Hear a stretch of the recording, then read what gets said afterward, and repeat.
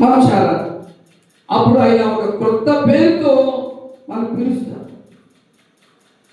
అది ఏమంటున్నాడు? మోషే ద్వారా చెప్పే మాట ఏమిటంటే, అప్పుడు మోషే లేచి 20 చూడండి, అప్పుడు మోషే లేచి దాతాను అబీరాము యొద్దకు వెళ్ళగా ఇశ్రాయేలీల పెద్దలు అతని వెంట వెళ్ళిరి. అతడు ఈ దుష్టుల గుడారముల యొద్ద నుండి తొలగిపోవుడి. మరి ఎవరట దుష్టులు? దేవుని మాటకు లోబడని వారు. ఆ బైబిల్ చెప్తుంది, నేను అట్లా దుష్టులు అని చెప్తున్నాడు దేవుడు. పాస్టర్ గారు దుష్టులు అన్నాడు, నేను అట్లా పరిశుద్ధ గ్రంథంలో రాయబడి ఉంది. వాళ్ళ సహవాసాన్ని విడిచిపెట్టబట్టున్నాడు, వాళ్ళ స్నేహాన్ని విడిచిపెట్టబట్టున్నాడు, వాళ్ళ సాంగత్యాన్ని విడిచిపెట్టబట్టాడు. నువ్వే నా కులం నా కులం నా కులం అని పూసుకుంటున్నావు.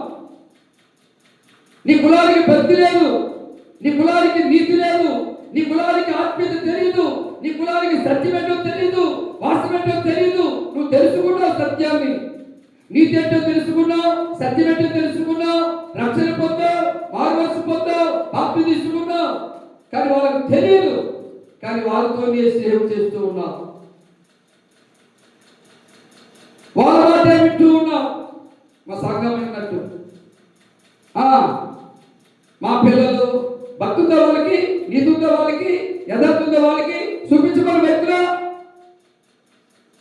రక్షణ పొందిన నీవు నీ మాటకు వారు లోపడాలి, నీ మాటకు వారు విధేయత చూపాలి.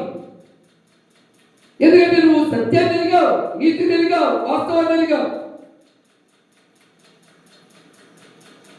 అందుకే మోషేతో దేవుడు మాట్లాడుతున్నాడు. అక్కడున్న సమాజాన్ని ఆ దుష్టుల దుర్మార్గుల గుడారము నుంచి తొలగిపోండి. అక్కడే ఉన్నారనుకో మీకేమొస్తుంది? వారి పాపములో మీరు పాలిభాగస్తులు అవుతారు. వారి మీదకి వచ్చే శిక్ష మీ మీదకి వస్తారు. నా బాధ అదే, వాళ్ళ మీదకి వచ్చే శిక్ష మీ మీదకు రాకూడదని రోషంగా మాట్లాడుతున్నాను. ఎందుకంటే మీరు లెక్క అప్పగించాలి. మీరు బాధ్యతగా మీద పెట్టాడు దేవుడు. అందుకే మోషేతో చెప్తున్నాడు, నేను చెప్పు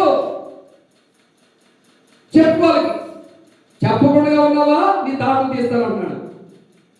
చెప్పావా వాళ్ళు ఏమన్నా మనసు మార్చుకొని వస్తారా? బ్రతుకుతారు. లేకపోతే వాళ్ళకిలాగా చస్తారు, ఆత్మీయ జీవితంలో చచ్చిపోతారు.